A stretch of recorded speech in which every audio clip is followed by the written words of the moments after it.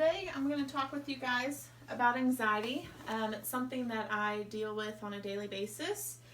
There's millions of people that live with anxiety, and I don't think there's really any diagnosis particularly or any medical research that backs up what causes it or even really how to treat it. People that live with anxiety deal with a lot of daily tortures. For me, it's laying in bed at night, feeling like you have a 20-pound weight sitting on your chest, terrified to go to sleep because you're either going to die in your sleep, stop breathing. When you have children, you have the fears of the house catching on fire, not be able to get to your kids, things like that.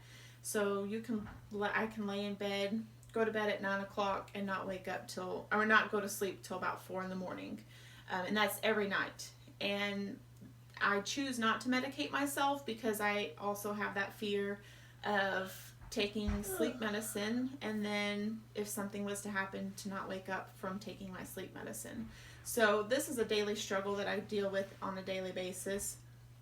Another struggle that I deal with personally is road trips. As soon as we plan road trips or make a quick trip to Lawton, I have the fear constantly in my mind of wrecking and dying.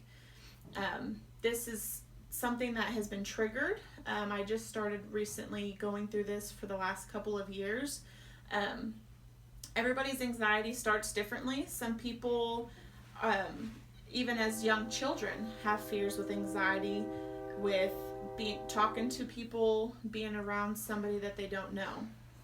So there's no particular pinpoint on what causes it. I have a sister-in-law that has been fine all her life. She's 34, and a year ago she woke up one morning and they were going to go out to have dinner, and she started having this terrible anxiety to be around the public. So now she has to take medication to even leave her home, and I cannot imagine having that. She says she's not really sure what triggered it, but a main thing that triggered hers is all the terrorist attacks and active shooters and stuff. She has a fear of going to a movie theater or even eating at a restaurant because she's not sure of what's going to happen and how she can protect herself and her family. So that would be a very hard one to deal with.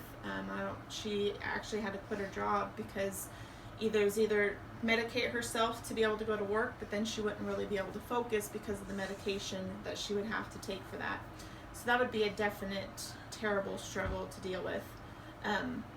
Some other triggers, like mine, is death. When you lose someone dear and close to your heart, that triggers other things. Death is a part of life, but until it affects you personally, you don't really think about it.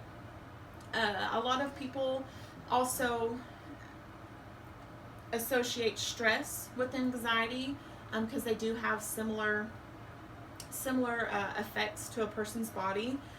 Stress can trigger panic attacks and anxiety in itself, but usually with stress, you're stressing about that particular thing. Let's say it's about money. You're stressing about how you're going to pay your bills, and you get that problem resolved, then you don't have no more stress, panic attacks, high blood pressure, things like that can come from stress. That is similar to anxiety. So I know doctors, in my particular case, my doctor wants to medicate me, and I choose not to do that. So I've done a lot of extensive research on how to control, panic attacks and stuff like that. Meditation, deep breathing, take your mind off of it, maybe do a hobby, take a hot, long shower, things like that. Most people that deal with anxiety feel like that they are dealing it, they're alone. But you need to remember that you are not alone. Everybody struggles, with different things. Just gotta push forward, keep positive, and just know that you are brave and strong, and anxiety doesn't define you, you defined you. So thank you very much.